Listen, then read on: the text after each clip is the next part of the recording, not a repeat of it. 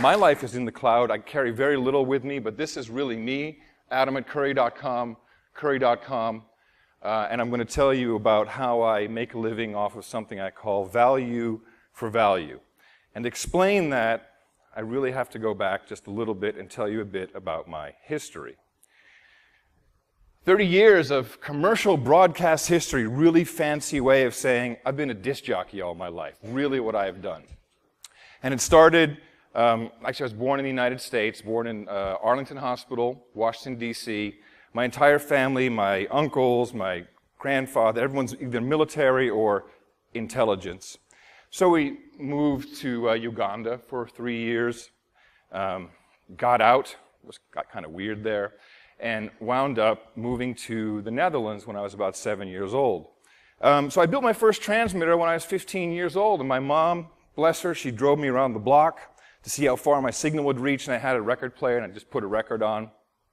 And some kids in the neighborhood, they said, "Hey, man, we heard the signal. Is that you?" I said, "Yeah." So you should do more of that. So I got another record player, built my own mixer, got a microphone, and I started doing my own little show on a very low-powered station just for the neighborhood kids. And it was kind of funny, my parents knowing what they did for me to be on a clandestine pirate radio station doing this stuff. I didn't know any of this at the time. And then my big break.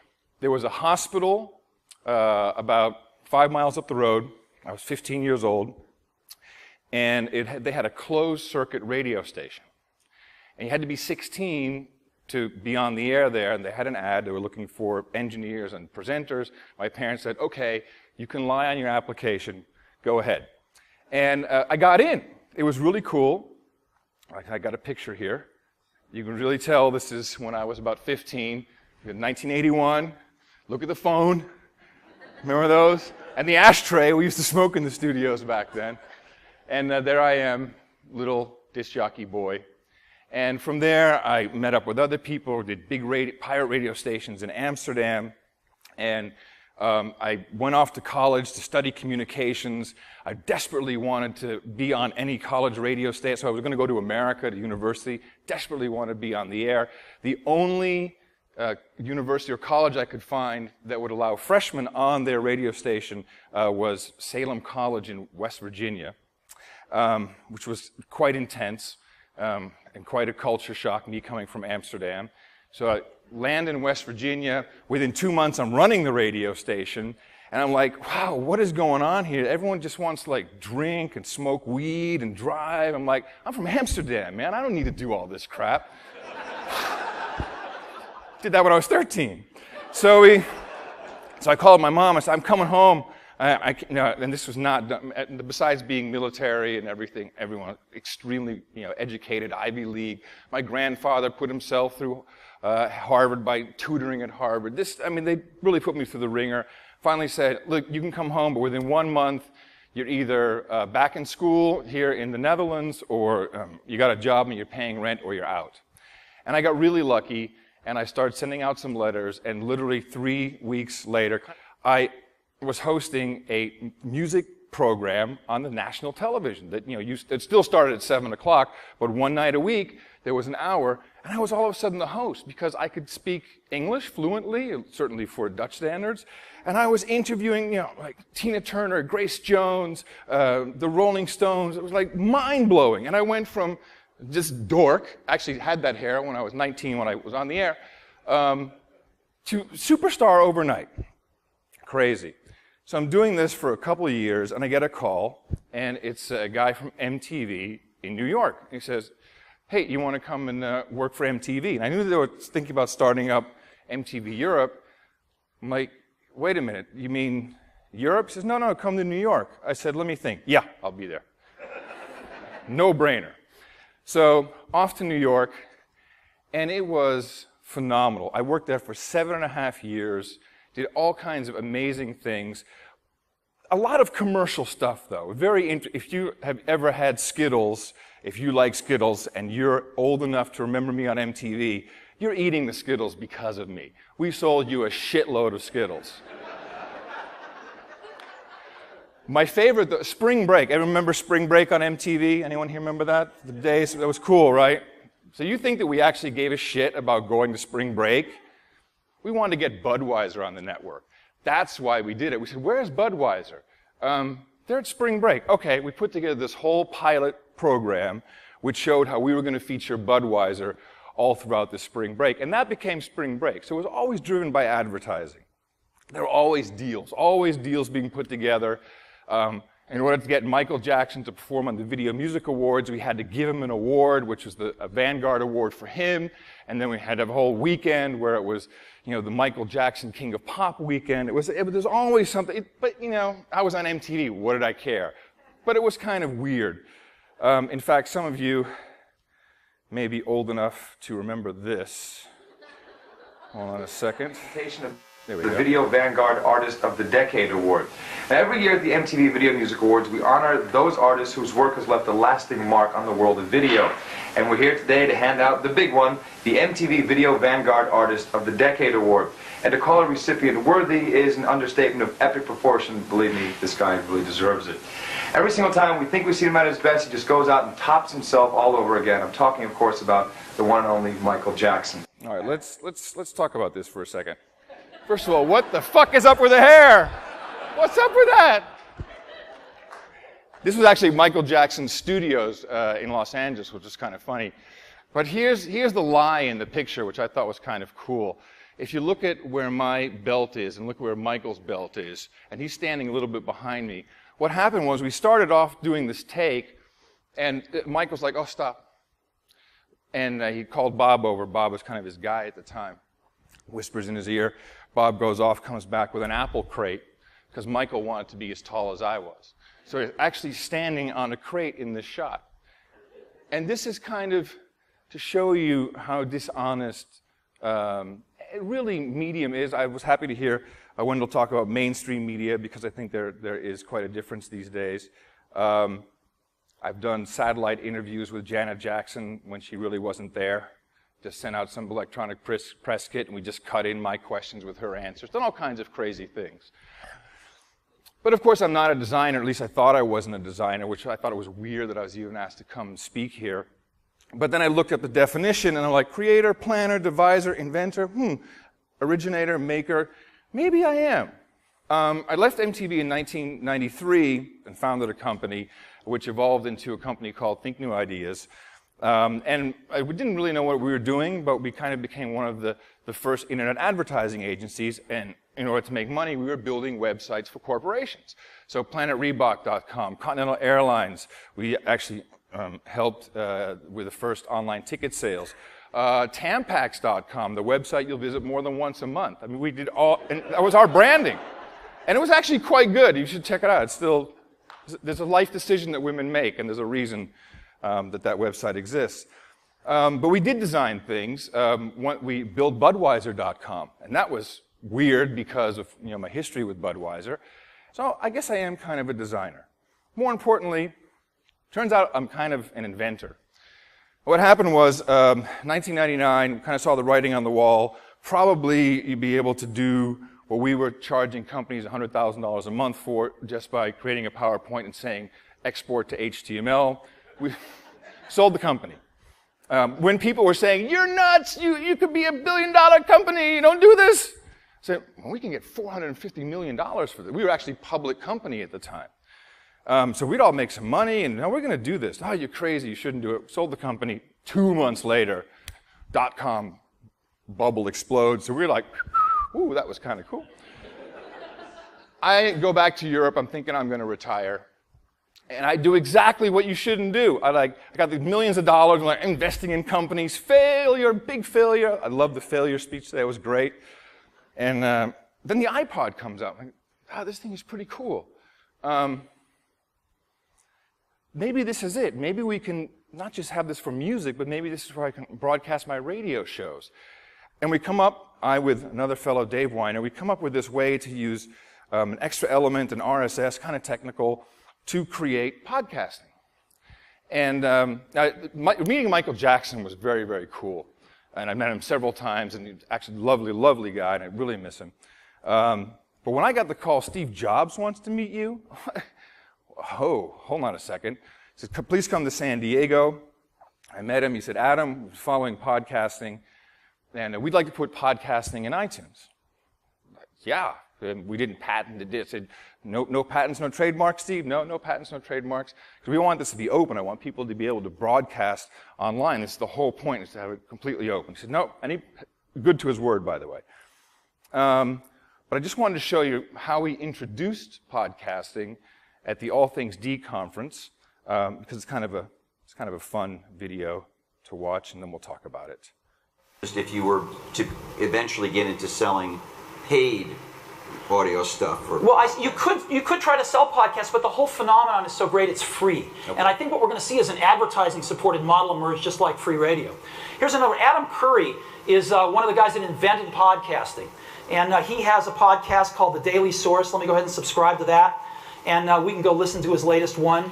Just click on it. Your Daily Source Code, show number 180. Something remarkable is happening here. Radio is springing free of the regulated gatekeepers who've managed what you can hear since radio was invented. It's jumping into the hands of anyone at all with something or nothing to say. With $16 million worth of airplane strapped to my ass, then the next generation radio content in my ears. We don't need no stinking transmit. I like to think I'm flying into the future. Podcasting is Adam Curry. That's right, it's show number 180, and it's Friday, everybody. Thank God.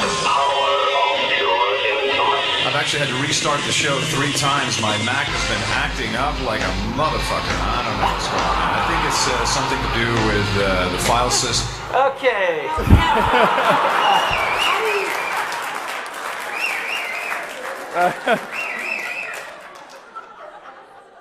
I had to get there, but it was worth it. I felt so awesome when I saw that happen, obviously. So now the thing that Steve said there, another guy I miss, he said, I think this is going to be an advertising model. And in my head, I thought, we probably can't, but I really didn't want to be what it was, where I came from. I thought maybe we can change advertising. Maybe it can be embedded, and we can just. And what happened is, I actually started another company, and I was living in London at the time, and we got a lot of venture capital interest in Silicon Valley. So I started a company out in San Francisco with my former partner at Think New Ideas, and we got a lot of money. A lot of money was invested, and we started to do. This is even before YouTube, so we started to do audio podcasts, really trying to come up with this new model. And quite honestly, it kind of failed. Not in that the company isn't around today, still makes money and is profitable, but it was the old system, exactly what I didn't want. It was completely back to, pre-rolls, and, it really didn't matter. It didn't matter what the content was as long as someone saw or heard the ad. And it just really wasn't working for me. So I'm commuting back and forth between London and San Francisco. I actually meet a guy out there named John C. Dvorak, a little bit older than I am. He's like in his 60s.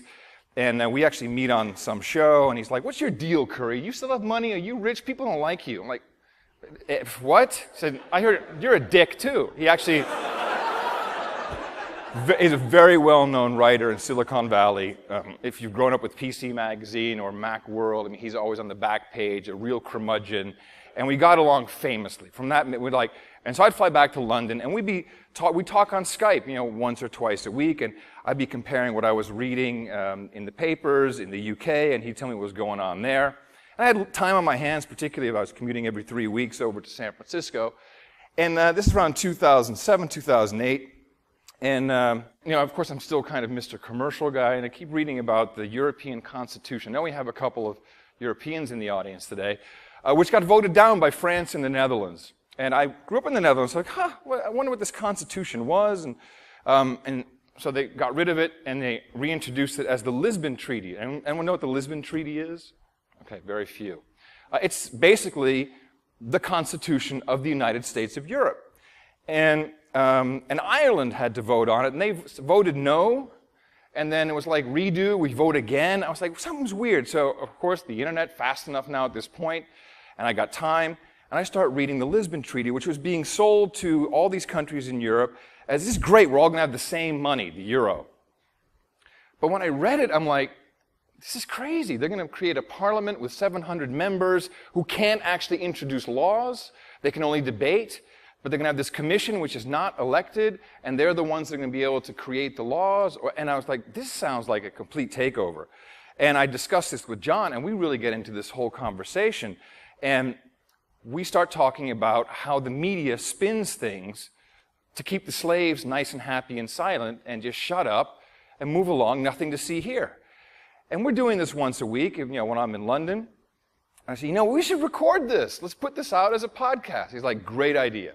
So we do that. And along with that, when I'm out in San Francisco, I start watching C-SPAN, because I think if this is going on with our government in Europe, it must be happening with the government in the United States. And lo and behold, if you've actually sat down and watched C-SPAN, that's some of the funniest shit in the world. You're just like, oh my God, they're saying this, but the news, the 6 o'clock news says something completely different. So we started to deconstruct media. And what is our media really doing? I mean, you think MSNBC is really good, CNN, or Fox? They're all shit. In fact, I think the Democrats actually run Fox, I have to say. You'd be crazy, but this is the left-right paradigm where we just want to keep people very occupied. You live in a red state, a blue state, you're Democrat, you're Republican, you're left, right. It's divide and conquer, and it's working very well. And public media, PBS, has commercials. How can you be an honest medium if you have commercials, if you're sponsored by Boeing or Archer Daniels Midland or Monsanto? Hello?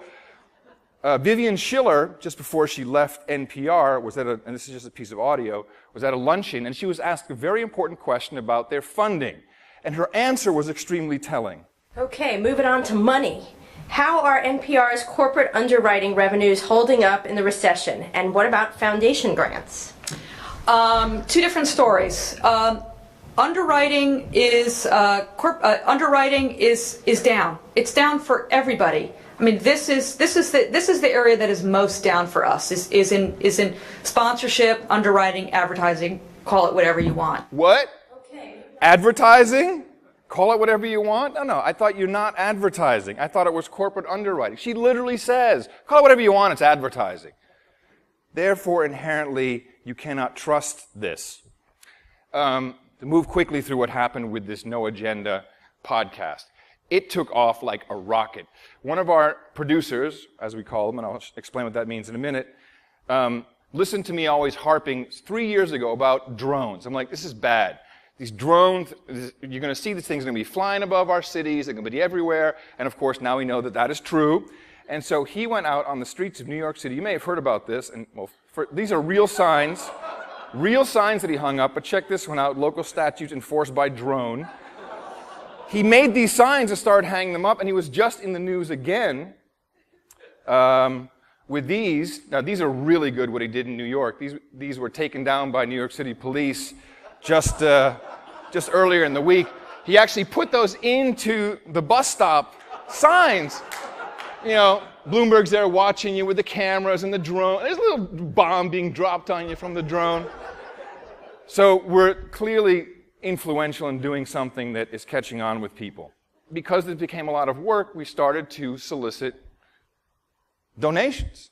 It's like, now they want us to do 2 shows a week. We can't just be doing this for free because, we might have to give up our day job. And we actually set up a donation page, donate, and if we start getting enough money, then we'll do this full time. And lo and behold, it started to happen. And it was about 3 years ago, I said to my lovely wife, Mickey, I said, you know what? I think I can quit my day job.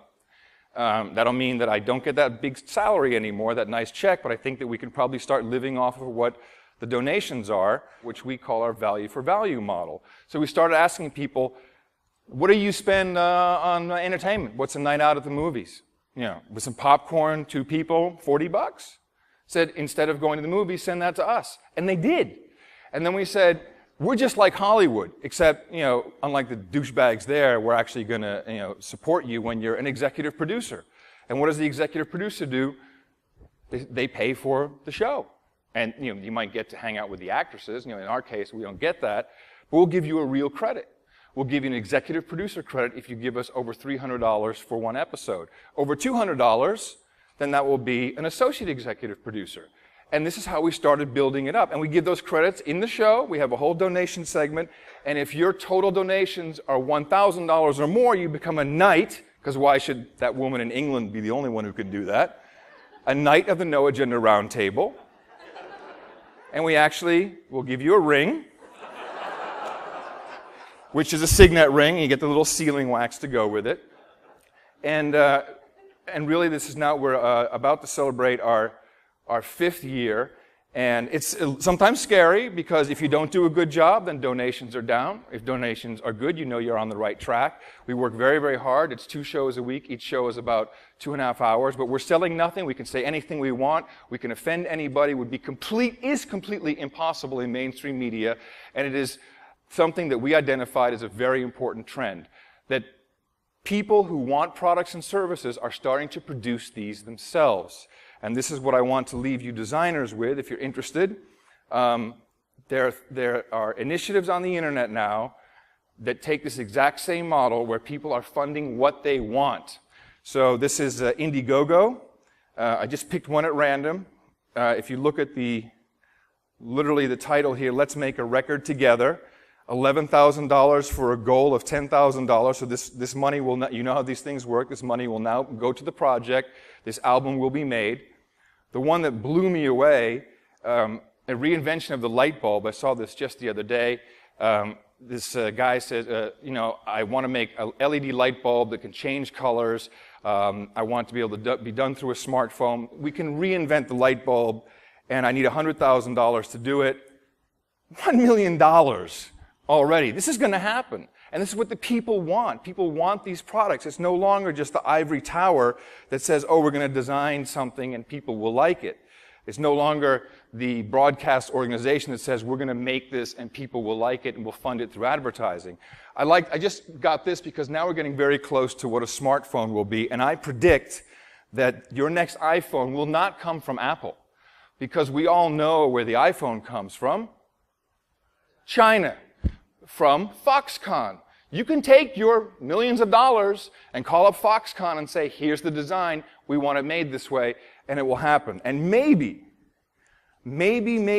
just maybe, when we see the power that we have to create the phone that we want, maybe we'll figure out that we can also use that power to vote the leadership that we want. I'm looking forward to that day. Thank you very much.